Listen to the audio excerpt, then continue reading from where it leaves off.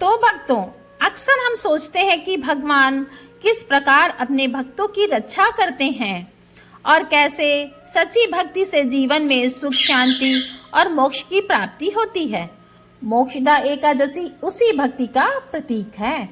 इस दिन का व्रत रखने से न केवल पितरों को मोक्ष की प्राप्ति होती है, बल्कि स्वयं भक्त का मन, शरीर और आत्मा भी पवित्र और शांत होता है। यह एक ऐसा दिन है जब भगवान विष्णु अपने भक्तों की भक्ति देखकर प्रसन्न होते हैं और उन्हें आशीर्वाद देते हैं। तो आज की कथा में हम जानेंगे कि कैसे एक साधारण भक्त ने अपनी निष्ठा और प्रेम से भगवान विष्णु को प्रसन्न किया और कैसे इस व्रत ने उसके और उसके परिवार के जीवन को पूरी तरह से बदल दिया। तो भक्तों, मैं आपसे यही उम्मीद करती हूँ कि आप पूरी कथा अंत तक अवश्य सुने, क्योंकि इसमें छिपा है आपके लिए अनमोल संदेश और भगवान विष्णु का आशीर्वाद। तो चलिए शुरू करते हैं मोक्षदा एकादशी की पावन कथा। कथा शुरू करने से पहले अगर आप हमारे चैनल पर नए हैं तो चैनल को सब्सक्राइब जरूर करें, साथ ही बेल आइकन दबाना तो ना भूलें।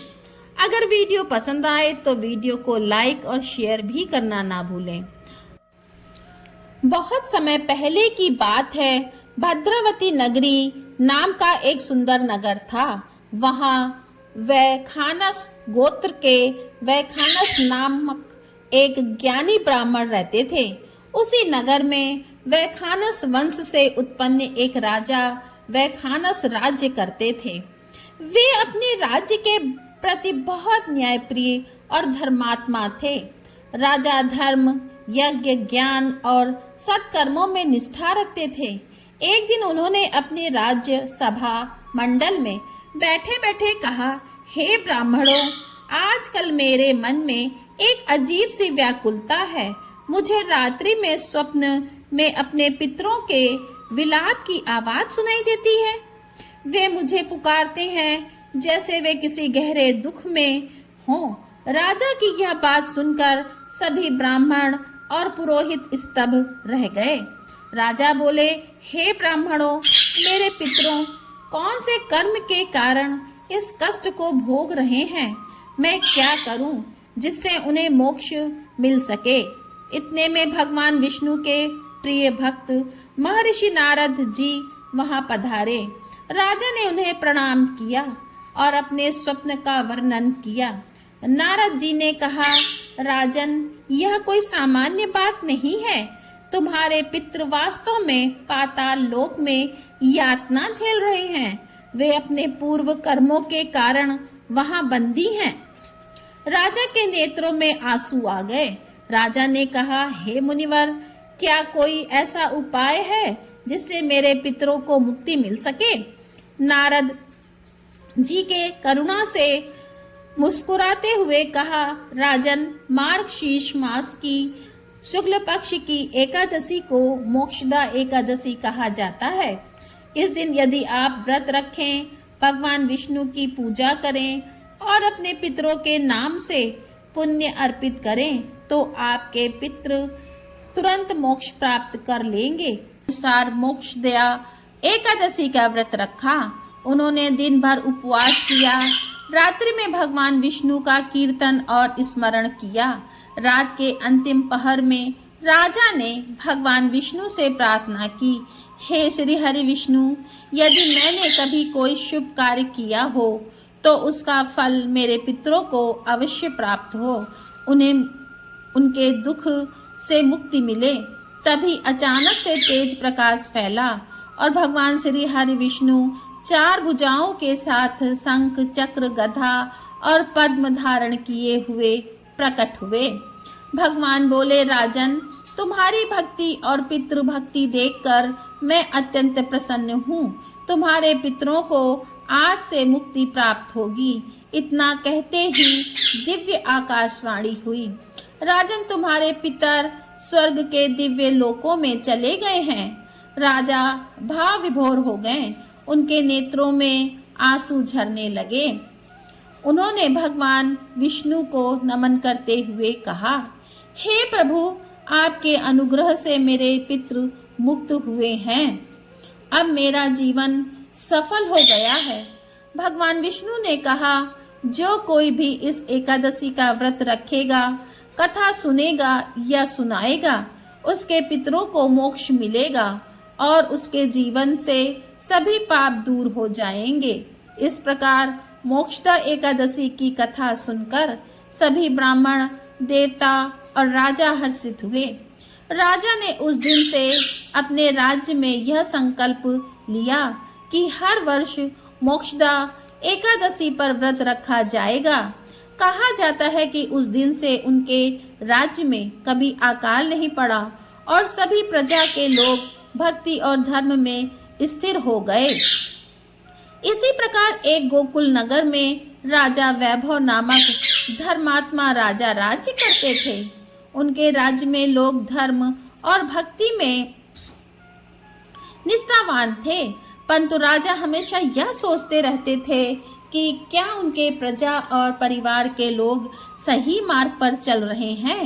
एक दिन राजा ने अपने दरबार में कहा, भक्तजनों, मैं चाहता हूँ कि मेरे राज्य में लोग भगवान की भक्ति से जीवन को सुंदर और पुण्यपूर्ण बनाएं, परंतु मुझे चिंता है कि बहुत से लोग अपने कर्मों में फल से अनभिज्ञ रहते हैं। राजा की बात सुनकर उनके मुख्य ब्राह्मण ने कहा, राजन, भगवान विष्णु का सच्चा भक्त वही है जो पूरे मन से भक्ति करता है। मार्गशीर्ष मास की शुक्ल पक्ष की एकादशी, जिसे मोक्षदा एकादशी कहा जाता है, यह विशेष पुण्यकारी है।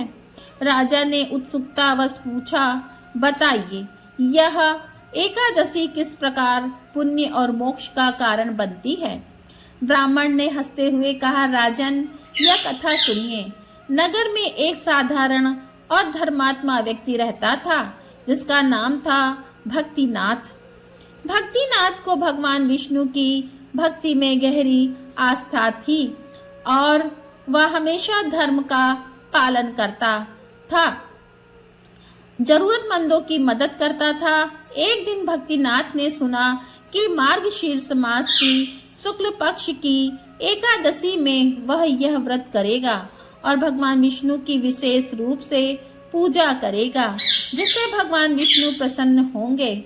उन्हें निश्चय किया कि वे इस पावन व्रत को करेगा। भक्ति से दिन भर उपवास रखा।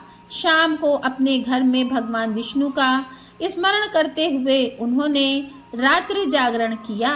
रात भर वे मन में भगवान के साथ संवाद कर रहे थे, अपनी चिंताओं और प्रेम को व्यक्त किया। रात्रि के समय भक्तिनाथ ने देखा कि उनके सामने भगवान विष्णु प्रकट हुए। भगवान ने मुस्कुराते हुए कहा, भक्तिनाथ, तुम्हारी भक्ति मुझे प्रसन्न करती है। मैं तुम्हारे और तुम्हारे परिवार के कल्याण के लिए आशीर्वाद देता हूँ। भक्तिनाथ ने विनम्रता से कहा, भगवान, मैं आपका शरणागत हूँ। मेरे परिवार और नगर के लोग भी आपके आशीर्वाद से सुरक्षित रहें। भगवान विष्णु ने कहा, भक्तिनाथ, जो भी इस व्रत को श्रद्धा और निष्ठा से रखेगा, उसे और उसके परिवार को कल्याण और मोक्ष की प्राप्ति होगी। यही मोक्षदा एकादशी की महानता है। सुनने में आया कि उसी नगर में कई अन्य भक्त भी रहते थे जो धर्म में रत थे। उन्होंने भक्तिनाथ की भक्ति देखी और उससे प्रेरित होकर उन्होंने भी मोक्षदा एकादशी का व्रत रखा। भक्तजन रात भर जागरण करके भगवान विष्णु का स्मरण करते रहे। उनकी भक्ति और प्रेम से नगर में शांति और समृद्धि फैल गई। कहते हैं उस रात भगवान विष्णु स्वयं भक्तों की समस्याओं को सुनने के लिए प्रकट हुए। कई भक्तों ने अपने दुखों और पापों का प्रायश्चित किया। भगवान ने उनकी भक्ति देखकर उन्हें आशीर्वाद दिया। इस प्रकार मोक्षदा एकादशी की रात भक्त जन के लिए अत्यंत पुण्यकारी और मंगलमयी सिद्ध हुई। तो भक्तजनों, इस कथा से हमें यह सीख मिलती है कि सच्ची भक्ति और श्रद्धा से भगवान प्रसन्न होते हैं। जो व्यक्ति पूरी निष्ठा और प्रेम के साथ व्रत करता है, उसकी सभी मनोकामनाएं पूर्ण होती हैं। मोक्षदा एकादशी केवल पितरों और जीवों के मोक्ष का मार्ग ही नहीं है, बल्कि यह हमें यह भी सिखाती है कि भक्ति, प्रेम और सेवा का मार्ग अपनाकर हम अपने जीवन को पुण्य और कल्याण से भर सकते हैं। तो सभी भक्तों को चाहिए कि वे श्रद्धा और भक्ति से इस एकादशी की कथा याद रखें और अपने हृदय में भगवान विष्णु का स्मरण करें। और जो व्यक्ति मोक्षदा एकादशी की कथा सुनता है या सुनाता है, वह स्वयं भी अपने जीवन से पापों को मुक्त होकर भगवान के धाम को प्राप्त करता है। तो भक्तों, इस पावन दिन भगवान विष्णु का स्मरण अवश्य करें और भक्ति के मार्ग पर आगे बढ़ें। तो यह थी आज की पावन कथा। अगर आपको यह वीडियो पसंद आया तो वीडियो को लाइक व शेयर अवश्य करें। चैनल पर नए हैं तो चैनल को प्लीज़ सब्सक्राइब करना तो ना भूलें। तो फिर मिलते हैं अगली नई वीडियो में नई कथा के साथ। आप सभी को मोक्षदा एकादशी की हार्दिक शुभकामनाएं। तब तक के लिए जय श्री हरि विष्णु, जय श्री कृष्णा, राधे राधे।